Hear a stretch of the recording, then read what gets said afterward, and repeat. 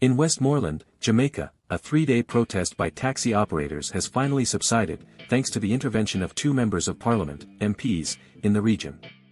These protests disrupted the beginning of the school year and were sparked by the poor road conditions along the Savanna-La-Mar to Grange Hill Road.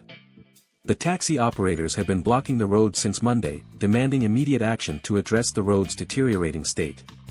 Stephen Shaw, the communications manager at the National Work Agency, met with the disgruntled cabbies on Wednesday to address their concerns.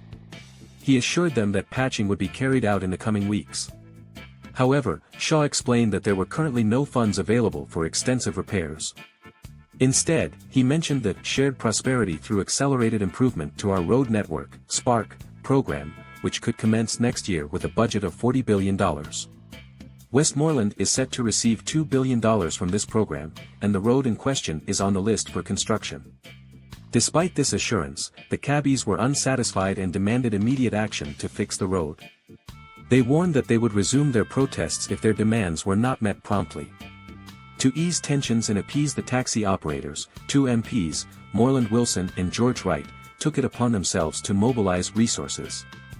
They began filling the potholes with marl, a process that was ongoing at the time of this report.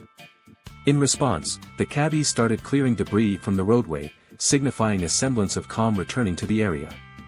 The protests that disrupted Westmoreland due to poor road conditions have subsided following the intervention of MPs and promises of future improvements. The taxi operators' demands for immediate action have prompted local authorities to take steps to address the pressing issue, hopefully paving the way for smoother and safer roads in the near future.